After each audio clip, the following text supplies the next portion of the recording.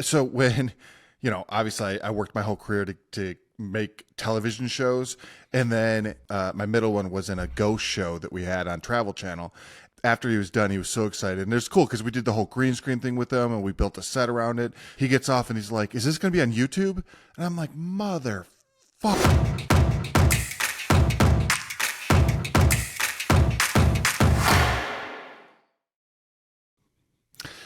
Here's the thing, because I'm gonna have to edit this bullshit. I know. The problem with all of this is, well, there is a part of me that's like, is Eric gonna be upset if I keep this part in? But I can take all my shitty parts out. That's funny. Like what? Now I'm interested. I wish I was sitting in there for the edits. No, there's some of it is, and I think you've said this before, that you have to look at the camera. Yeah. You look around a lot. I do. A lot. 100%. I know. I tried cutting to you more in Mac, but when I cut to you, you'll do this.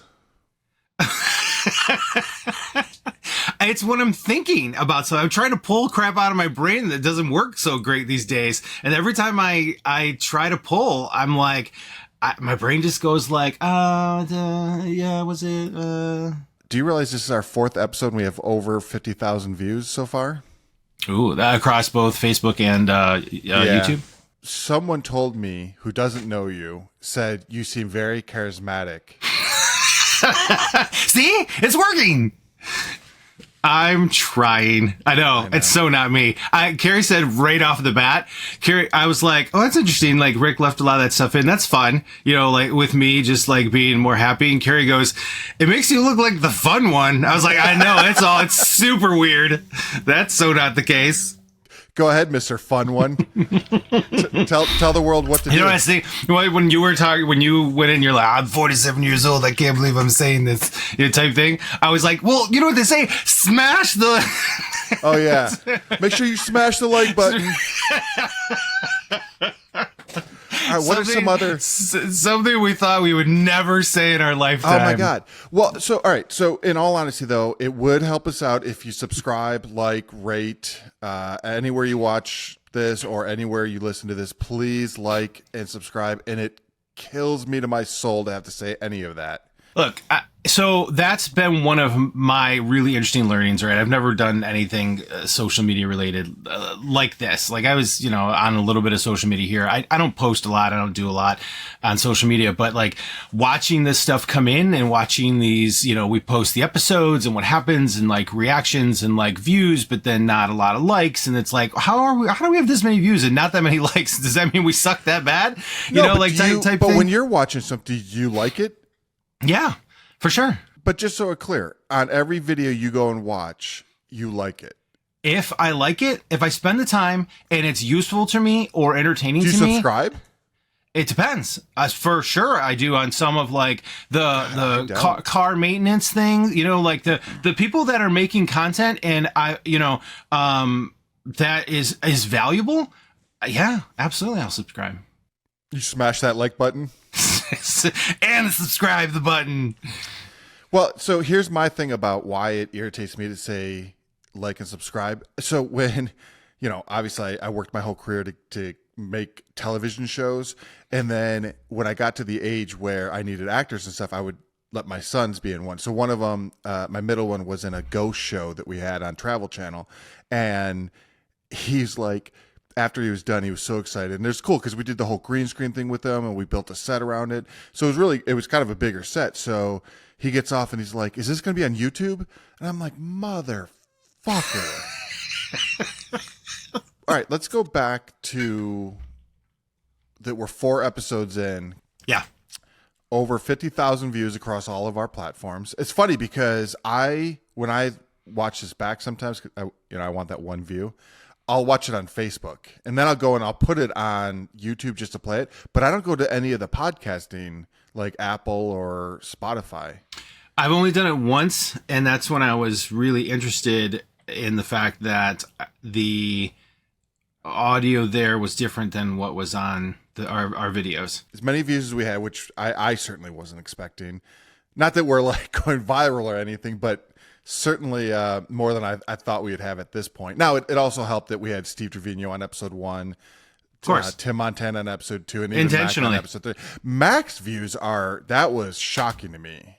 That's not fun. that he's doesn't deserve it or any of that, Yeah. but he doesn't have the social media following like a Steve Trevino has. And we haven't done anything properly yet for nothing properly on the social media aspect of things, of you know, creating small clips to drive people to the stuff and to the, we haven't, which is all time, because this is a fun side gig for us. But doesn't it feel like we should start taking this a little bit more serious? Like if we just slightly tried. Listen, we are slightly trying. That's why we have content. Sure, we could, do some more, sacrifice some more time. What are some things that are kind of surprising to you? The whole ebb and flow, here we go thing, that I'm glad you left it in because I think it's fun. Well, as we say in the business, ebb and flow, here we go. I'm glad you left it in because I think it's fun. Has come back at me on numerous occasions, which has been very unexpected. So there were comments. It's been really fun to see like a lot of old friends and, family and stuff like that. People like chiming in, making comments or sending separate personal notes, about things, or just making comments. That's been fun and interesting. But the ebb and flow thing had created taking a life out of its own. Yeah, it would create a lot of little fun stuff, but it came back at me like in two different times. One at work and one just when we were up in New York with my brother-in-law, and we were talking about a thing, and he's like, "What's your thing? Ebb and flow?" And I was like, "What?" First of all, I didn't even know he watched it or listened to it. Like, did he smash of all, the like button? Smash that like button. Oh yeah, we should have rhymed it. I didn't need to do a better job. Hey, I'm in the market for a catchphrase. So if anyone has one that rhymes with "smash that like button." You know what? You reminded me of something. Okay, wait, hold on. Wait, because there's so much I want to talk about this. Okay, go ahead, Ben. I know. Leave it record. Just give me a second. Give me 1 second. All right, I'll take over while Eric's gone. I'll do my vocal exercises. Red leather, yellow leather. Red leather, yellow leather. I think it's when I get excited, I start talking fast. Wait, I can't see it. Oh, where'd you get that from? Are they hawking those on the streets of New York? No way. Oh my God. Did you? All right. Shout out to Dara Seitzman. Dara Seitzman. And oh my gosh. Wait, turn around. Where did you have that done? I got one for you, buddy. They just came in yesterday. Oh my God. I'm there in April. I'll mail it to you if you want. No. We have to take a picture of it together, and I don't want to forget it. Just leave it at your house. So I am blown away. Can you imagine us wearing those down the street? It's the dumbest thing, and it made me laugh. It made me laugh so hard when she did that. And so I played with. So what was funny is she didn't. I reached out to her. I was like, I have to surprise Rick with one of these on the show. And so I reached out and she's like, well, I don't really have a high res version and whatever, but she totally like, she's like, but here's like the clip art that I used. And then, I grabbed pictures right about here, whatever. She was like super detailed. It was super great. So I went in and like screen grabbed and rebuilt the whole thing so I could submit it. And then I changed it a little bit. Like Carrie hand wrote the ebb and flow. Yeah. Carrie hand wrote the ebb and flow. Here we go, to be able to go next to it. That is possibly the greatest thing I've ever seen. I'm trying to think, like, that's up there with the birth of my kids. And there's our little logo. Oh, that's why you wanted the logo. That's right. Oh, did I give you a high enough res? I could have gave you the... No, it should have been. It should have been vector. It was fine. I worked on it. It wasn't vector, but it was fine. It works good. That is awesome. So that goes back to the thing that I mean, it's cool to see people we don't know comment on it and see what their thoughts are on us, because I can't even imagine, if you don't know us, what we come across as. And we haven't really hit our stride, which we'll get to. Red leather, yellow leather. Mr. Mumbles. Yeah, because the thing is every time I start to get excited, I have to remind myself, slow down. Yeah. Not everything has to happen in 10 seconds. Yeah, you're good. You're better. You're way better than me about being slower. But that's the cool thing, that was seeing the people that we know kind of comment. Because in all honesty, I didn't think that Dara Seisman would listen to a podcast with you and I, and then not only listen to it, actually contribute. She's the first entry in the Defined Hall of Fame. So I showed these to Carrie, and she goes, well, you got to create a contest so somebody can win one. I was like, all right, I'm game. I don't know what that means. This is what I was talking about. Like, if we just slightly try, could we actually of build course. this up to something? But do we really want to do that? Because that's the other thing, too. Did you see some of the bad comments? Like what?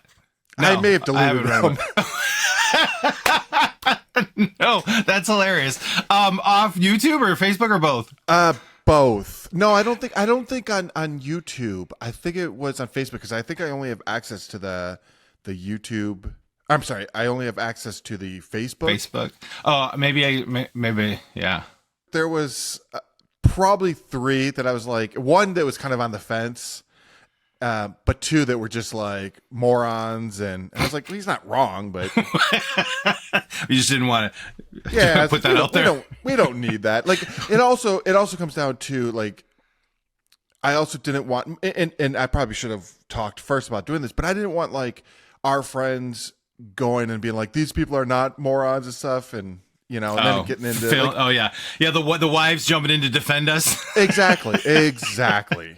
Yeah, but there are morons. It's weird too, because Facebook is a weird thing, because I have a love-hate relationship with it, in the sense that I know a lot about people I don't know anything about. Meaning, like, even someone like Dara. Like, when's the last time we talked to Dara? Right. 20 years ago? In person? Yeah, no, yeah, probably, yes. Yet you can go on her Facebook and you know what she's doing in life. And so that when you do see her, you're like, oh yeah, I know you did this, this, and this. Yeah. I think it's safe to say it's the old people platform at this point. So speaking of posting online, I got to post a lot about having the #2 show on Netflix. Nicely done. Yeah, well, that leads us into, you were down here for the premieres. Yeah, we did reference that in the Steve episode. It was a lot of fun. It was such a great time. It was a great time. I haven't laughed that hard in a long time. I had a lot of fun. I got de-virginized to Buc-ee's, and not only did I get to go once, I went 4 times in 2 days, which was not enough. Impressive. It's apparently. Let's kind of take it day by day. So day 1, you get in and we go to the Rebecca Creek premiere. Yeah, straight from the airport. That was your first time actually meeting Steve and getting to sit down and talk with him. Yeah, for sure. In all honesty, without, he'll never see this. So what are your thoughts of him? I think he feels as advertised. So really? he seems like a genuine guy. And all the time I spent around him, I was appreciative of, like, everything he had, doing, everything he was doing, everything he had going on, what he was, hardworking dude. When we went and just, cause he will not watch his special. So me, you, and him went into this other bar area, and it was just us, and it wasn't about anything other than family. And that is, and so I like how you said it's as advertised, because it was Steve Trevino. Like, anytime you're around him, that's what it is. Yeah, I agree with you. I thought it was really interesting. Very, very normal, very down to earth, very realistic, normal conversations. Family, kids with baseball, and things that are, things that he's doing, and clearly what's important to him. So it was definitely cool to see. He talked about that at the end of our podcast, saying, like, I think you asked what's next, or what do you want to be known for? I forget exactly how you say it, but that, being a good dad, like being a good father, a good family man. he's clearly working on that and doing that. So that's I know cool. it's so annoying. It's annoying because I feel like that's probably what I should say, but you'd rather be doing this. Look, whatever. We talked about that in the first episode. That you've always defined yourself by your career. That's why you're successful. So yeah, because I have to work at this. Being a dad, are you working? I mean, you're not working towards it. And feel free to leave some comments for Rick. Yeah. No, what I've found out is you peel off some money and they're happy. Oh, wow. Oh, wow. Yeah, exactly. We'll have to find a good break point there. All right, so then night 2. Wait. We can't leave. We can't leave the funniest thing to happen that evening. Oh. Here's the thing. I don't think it's going to play you and I saying it. It doesn't matter. We got to talk about it. We laughed our asses off. I had tears in my eyes. So, but you have to set up Brian as a thing. So Brian Hart is, so he wrote on Kids in the Hall, Jay Leno, Jamie Kennedy Experiment. He was the head writer of Mad TV, which is a huge influential show for me. So Steve and Captain Evil did a podcast live there as part of the premiere, right? So they came in, they did a podcast, and then kicked off to the premiere. But in between that, because of the relationship, they wanted to also do a whiskey tasting flight, so you could see some of the different offerings and then have the owner of the company talk you through like the different versions and what they were and what that meant, and just start educating different folks. So we grabbed a couple flights, and Brian came and sat down, and he looked at the flights, and then I was like, he's like, which ones you do? We're like, we did this one, this one. And he looks at me, he goes, which one's the fighting whiskey? And then he goes, and this is the best part, he goes, and don't fucking lie to me.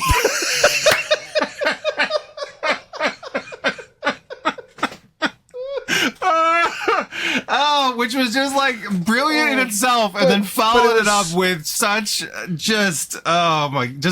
The brilliance of it is the guy, the owner, I mean, he was so intelligent about whiskey. He's like, and this has this note and this one, and then just Brian's like, this has a fighting whiskey. So you're right. Yes, the juxtaposition between the two. So we were far enough away. Just to be clear, we were far enough away from everything being shot and what was happening at the table across the room. Problem was, it was quiet. Yeah, and he says it, and we die laughing. That was night number 1. That was night number 2 was the official Netflix premiere. But my old professor and now really good friend, John Moss, who you knew really well. My old boss. Your old boss. That's right. Yeah, you were a professor at the college. So we went to the Tobin Center. But the coolest thing was it was a 2-hour drive essentially, and just telling stories with John. Which one of what would be to me one of your biggest defining moments of your life. You told that story, which we can't tell now. We're going to have to properly set it up. It's going to take a whole episode to tell that story. Yes. And here's the teaser for it.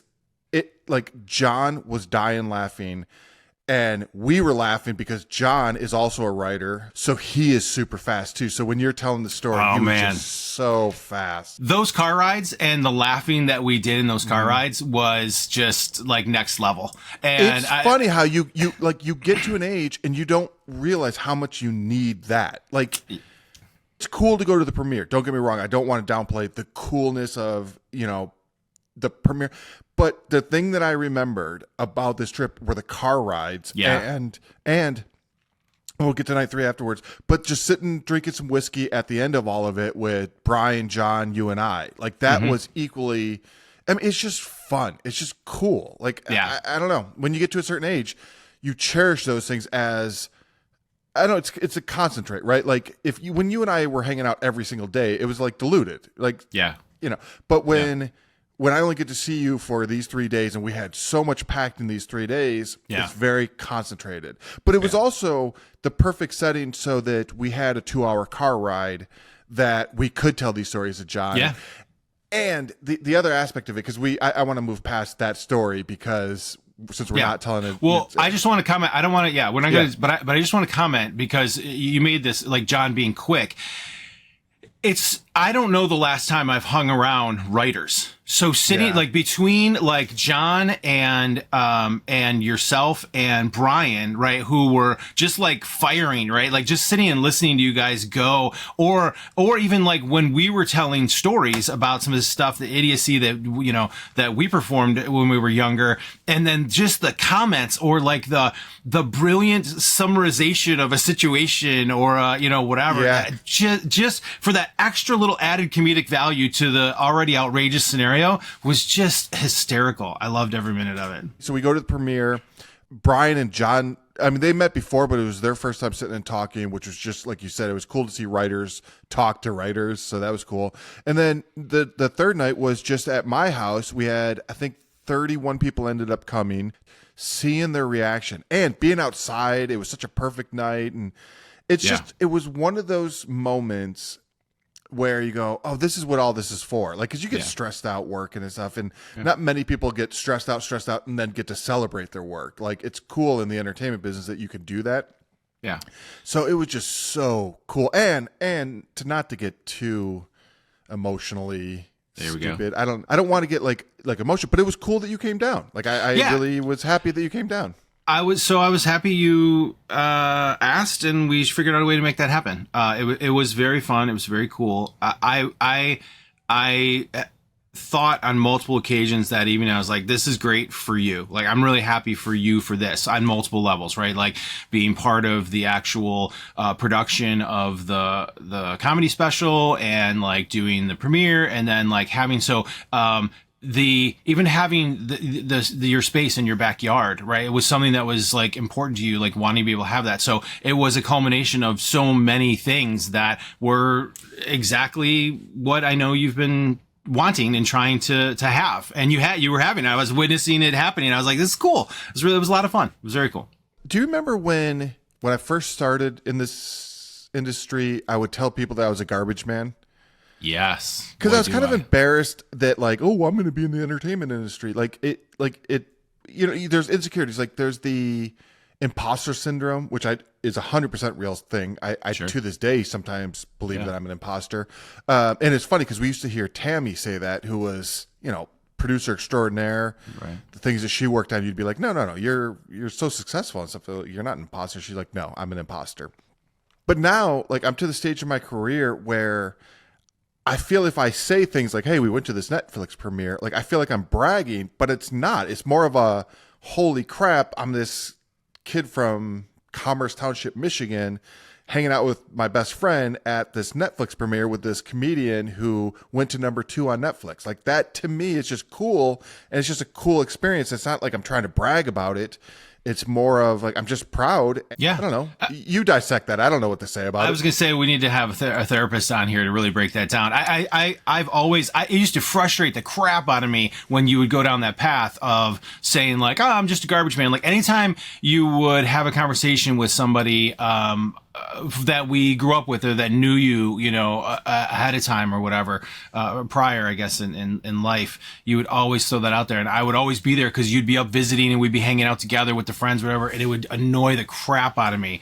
It's just like, I don't know. You were very self-conscious about that fact that you weren't comfortable with it. You wouldn't, whatever. So there have been a lot of times where I've had to be the voice of trying to help people understand what you were doing or your successes because you never wanted to talk about it. Yeah. Now I can't shut you up. We didn't come from a town that was like, oh, go chase your dreams. No, I agree with you, but we didn't come from a time that was go chase your dreams. I agree. That's true. Is my vibe on that. You're right, because YouTube and TikTok and that stuff didn't exist. So no. Yeah, you're right about that. I think that if we would have had that, maybe it would have been easier. Maybe I would have had a different mentality. I never had any conversations with like an entrepreneur, right? Or somebody that had really, pursued like that whole rich dad, poor dad conversation, right? About entrepreneurship versus, working for the man, it just didn't exist for me. No. And no. Anywhere that I really knew. And maybe that's just short-sighted or whatever, or taking an assessment on what I'm good at or what seems to work or what makes sense or whatever. I don't know. I would love to explore that further, but I don't want to bore the audience. Sure. The 50,000 people who've watched this, I don't want to. Wow. I know. And the other aspect about the 50,000 is total. It's not per episode. So it means Steve has like 26,000 views, and then it drops off significantly when it's just you and I. Yeah, of course. So that the bottom end. But you can transition that into the fact that you said that Caden wants to be on the podcast. Yeah, so I asked Caden. Caden's my oldest. I asked him. Well, first of all, he's dying to come on the podcast because I'm like, well, he's 14, close to being 15. So I started asking him, like, what do you think you want to be? He's like, oh, I want to be a YouTuber. And I'm like, well, that's not a thing. He's like, yeah, people can make a living. I was like, no. People are on YouTube can make a living. You can make a living, but you can't become a YouTuber because what happens if YouTube goes away? What you want to do is be a content creator so that the platform doesn't matter. And he doesn't see the distinction yet. So where I tell him is like, look, when I was first in this industry, you could only sell your TV shows to a certain amount of people. So don't look at the platform, look at what you want to do. Does that make sense? Am I saying that clear enough? No, I Red get it. Leather, yellow leather. I totally get your point. I don't disagree with what you said. However, do you really think that there's a chance that YouTube would go away in our lifetime? I don't think it'll go away. But did you think TikTok could go away? Like we're to the point now where like it is one of the most valuable companies out there, especially in terms of if you use information as currency, entertainment value, time suck, all these things. The fact that they're talking about banning TikTok, first of all, I can't even fathom they're gonna ban this. But what happens if they do? So then you have to make sure that people understand you're not just a TikToker, that you are a content creator on other platforms. Did you think that Facebook would become the old person's? Right. So do I think that YouTube's going away? No, but who knows what's next? It's not even that. It's more of the mentality of do not put yourself to the platform, put yourself to your ideas. I'm all that's great advice. I agree with all of that. However, saying I'm a YouTuber is the sexy aspect to it, right? So that's what the kids want to do because that's what the kids are going and watching, and seeing the other people that they're looking up to, whatever. Yeah. So it's a label. It's the sexy label for a content creator because that's what's relevant right now. No, I understand what you're saying there, but think about it. You wouldn't say I'm a Netflixer. Right? You'd say, I write content that's on Netflix or whatever. The distinction is, what are you doing on YouTube? Because if you're a YouTuber, you could be sports, you could be video games, you could be a music. Yeah. So what are you doing? Right. So like, if you're a YouTuber, like you should say like, I do this on YouTube. Okay. Right? Sure. But I think it's an important distinction to make because most people, when you're saying career, okay, well, how do you become a YouTuber? I mean, you and I are trying to figure that out right now. Smash the like button. Oh, the irony of this conversation. Wait, should I be saying smash the like button or is it smash subscribe? Why do we care? Let's come up with a new one right now. Slap that subscribe. Did we just get canceled? I don't know if we keep this in. I think we do. Whatever. Yeah, whatever. All right. You got anything else? All right. What I want to get to is you are bringing a defining moment to the podcast. I have one. So you had to weed through all this bullshit to get to our defining moment. We'll edit a lot out.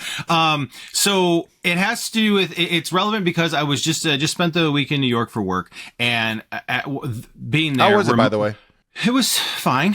It was but like New York as a town. Like I took Caden last year, and it's different, man. It really is. I think post COVID, all the major cities are very different. I've been to many. I've been to many for work, and it's not good times. Mm. The story that my brain revisited that I hadn't thought of in a very long time was the very first time I went to New York. So I was 24 years old, down at school at Full Sail, and on spring break, I didn't have anywhere to go. And my friend Warren was going up to New York because he had family up in New York. And So he was like, you should just come up to New York. And I was like, well, I've got a sister up there. Like maybe I could figure that out. And that was Deanne. And maybe I could figure that out and whatever. So I did. It was the first time I've ever flown. So I didn't fly until I was 24 years old. Everything else had been driving all over, to that point. And my very first day, literally off the plane, right? So plane lands, I take a cab from there to my sister's apartment where she wasn't there yet. And so I just waited outside, and then she showed up and we walked straight across the street to go get some lunch. Okay. And the place had just opened, and we go and sit down. We're literally the only ones in the entire space, because they had just opened. And we were in like this kind of like a 3 seasons, like open, balcony area. It was all indoors, but it was covered. It was all in glass or whatever. You say 3 seasons? Yeah, I guess 4 seasons. Is that when? I don't know. Are you talking the hotel? No, this was at the restaurant, right? It was like off. It was like a patio. It was like a glass covered patio all the way around. Okay, so my sister and I sit down to eat, and a short while after, somebody comes in off the through the door and comes in and goes and sits down in the chair directly behind D. And my brain was like, something's wrong, something's off. And I like all of these seats and all of this stuff like in the area, and it's my first time in New York, so I'm naturally cautious a little bit as is, and now like especially being there for the first time, I'm like, something feels off, this doesn't feel right. And so Dee said, well, I need to use the bathroom. I was like, cool. And she stood up and I was like, hey, I'm going to switch seats with you. I don't know what's going on, but I'm going to switch seats. So we switched seats. So I sat just trying to put myself between, maybe remove her from harm a little bit, depending on what's going to happen. I don't really know. And so after a little while, the guy got up and the waitress even came over and said, like, hey, dude, can I get you something? He's like, no, I'll just have a water. I'm double parked. And again, my brain's like, my spidey sense is just going, I'm like, something's wrong. Something's off. I don't know what this is. I don't know what's going on. But the guy eventually gets up and walks out and leaves, like while we're still sitting there, while we're still eating. And then we finish up and we're done and we go to leave, and Dee goes, where's my purse? And I go, oh, I don't know. And she's like, did I leave it at the gym? She had just come from the gym, direct from the gym. She said, did I leave it at the gym? She goes, I don't think I did. I thought I brought it. And I was like, well, you want me to just hang here for a bit and you can go check? She's like, yeah. She goes down there, not there, right? Comes back and she goes, I'm next to positive I brought my purse here. And I was like, where do you think you put it? She goes, I hung it on the back of the chair right here. And I was like, D, like that's what that guy was doing. He never faced us, but he probably just put his hand behind his, and they do cut the strap and they have it in their hand and then they just, and then walk out with it. Right. And she's like, ugh. And I was like, oh my God, I'm literally in the city for minutes and my sister's purse just gets stolen. Right. So she calls the police. This is where it starts to get good. So she calls the police to do the report, and whole thing. The police is like, is your ID in your purse? Yes. Is your ID have your current address? Yes. Does your purse have your keys in them? Yes. Okay. So when you go back to, and it's just across the street, by the way, and he's roughly, and she's like, so when you get back to your apartment, if anything seems off or wrong or weird or bad, then call us and we'll get you a police escort to go into your apartment. And we're like, got it. Okay. So we go across the street. She's 5 floors up, all stairs, right? And we get all the way up there, and she doesn't have her keys now, but she goes to check the door and it's unlocked. And she stops right in the dead, and she like closes the door very quietly or whatever, and she goes, we never leave our door unlocked. She goes, it's a rule that we have. She's there with other women living in that apartment, and it's New York and whatever. She goes, that's our rule. We never leave the door unlocked. And I go, okay, let's go downstairs. So I go down and I go out to the road. She couldn't get like very good cell service in the inside there. She goes, go out to the road, go call the police. I'm going to wait right here. I'm going to watch and see if if a man comes out of the apartment and he starts coming down. I'm just going to go over the mailboxes and pretend like I'm getting some mail. And when he goes by, I'm just going to take him out. I'm young. I'm, whatever. I'm like, but I'm not and cool. For those 50,000 people who've listened before, you were a wrestler, so you know how to handle yourself. Sure, maybe, I don't know, whatever. But I figure surprise not attack. Like me. I could take him out. Sure, but it's not like me who would get my ass pummeled. So by any 6-year-old walking down the street. So she calls, the police show up. Nobody comes down, right? During that time, police show up. They go up and they go in first, right? Well, it turns out her roommate was there and got woken up, who took a nap with guns pointed in her face. So because the police officers didn't know if this was a person that whatever, that whole thing. So she got woken up and then was like, what is going on? Whatever. It all got sorted out. Like, no, that's my roommate. The roommate's like, oh my God, I just had groceries. I came in. I accidentally left it unlocked. We never do, but I did. So she accidentally left it unlocked. Right. So all that settled. And then 1 year later ish, she gets a call from the New Jersey police department in New Jersey. Did they change the locks and everything? Yes. So they they went through. That would be terrifying to me. Absolutely, no question. Yep, changed the locks. But this was the real kicker to the whole scenario. Is a year-ish later, she gets a call from a police department in New Jersey, and they're like, "We found your purse. We would like you to come pick it up, but we need to talk to you."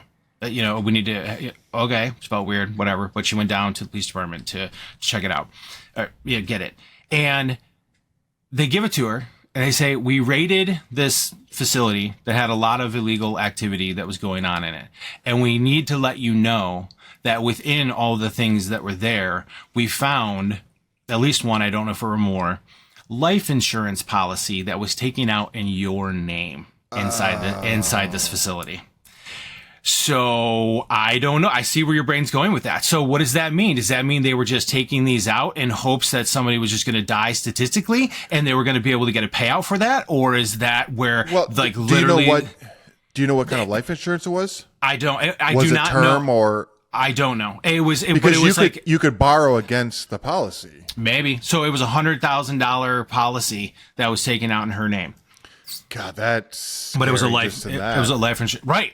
Life insurance policy. So that was my very first 5 hours in the Big Apple when I was 24 years old. So the reason this was a defining moment for me is after I looked back on that in my head, I went, when I have that sixth sense, I have that feeling, I know something's wrong, I have to act on it. Do not let something play out and go, I don't know what it is, but I don't know, whatever the whole thing. Do something to remove yourself from it, act on it, do something different. Like I knew it was wrong and bad. And we should have just said, let's go grab a table over there. I knew that guy being there was a problem. And it's just said, we should have just moved.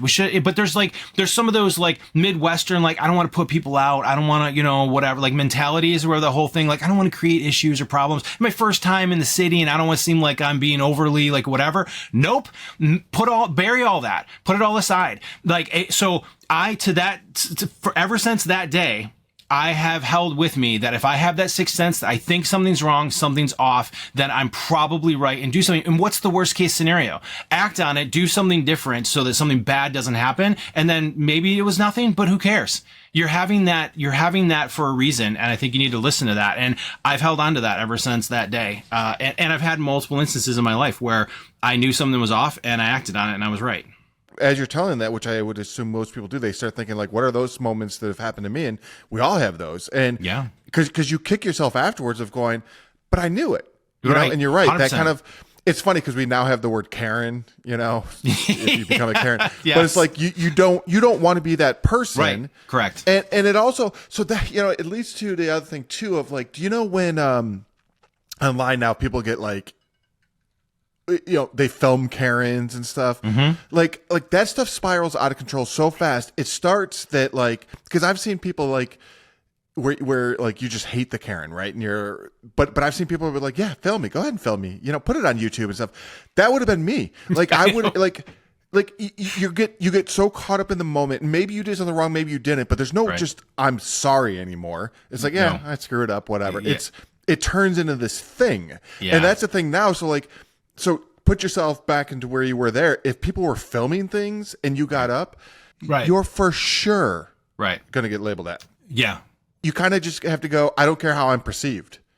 So what happened to the life insurance policy? Did they cancel it? Clearly. Yeah. Yes. And then she now knew that she had to do, shut off all her Social Security, whatever Which that is a mess. Oh, That's of a course mess. it is. Of course. It was a Right. disaster.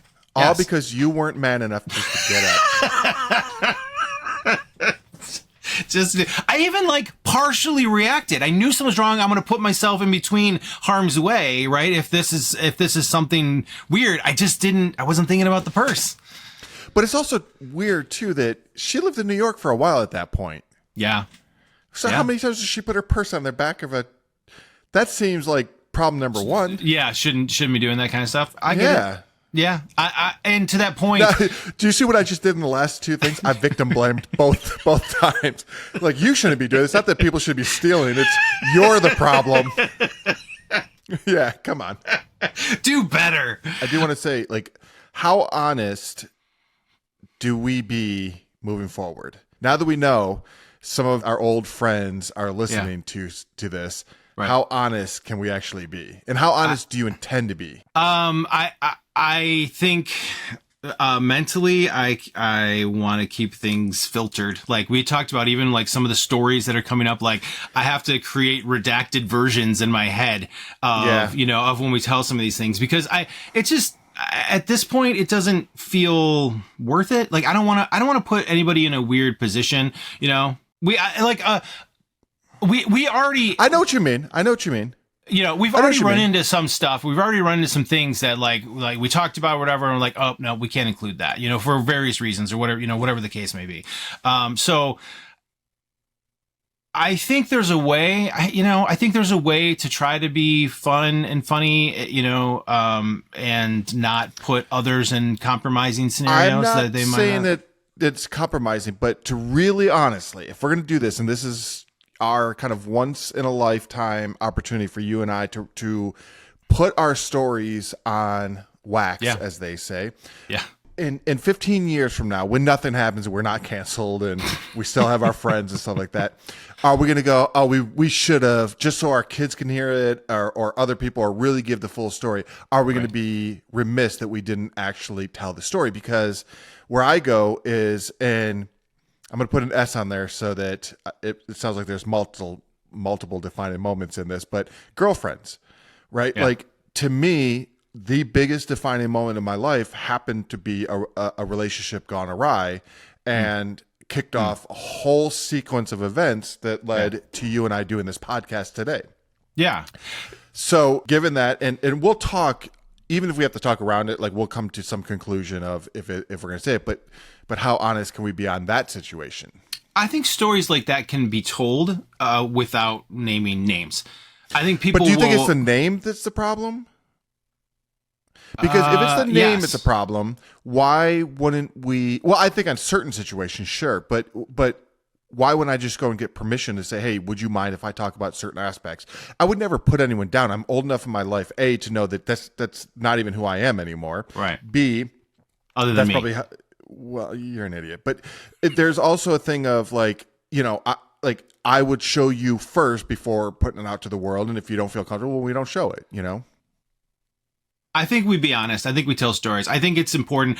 Carrie has said this to me on multiple occasions. I think authenticity is key to the whole scenario. And you and I have, since day one, have struggled with this. How authentic can we be with how we are? And we're idiots when we're together and we're completely mostly inappropriate or whatever. Just not our dynamic is not the dynamic we typically have and see around other people, right? John got a view of that. And, when, I think he likes us more because of it. In the car rides. I don't disagree with you. I think that's true. But I think we figure out a way to be authentic and while trying to protect people, and then we see how it goes. Yeah, because when you tell your story about how you became a convicted felon, I want to make sure that we're names. Bye, everyone. Goodbye. Are we done?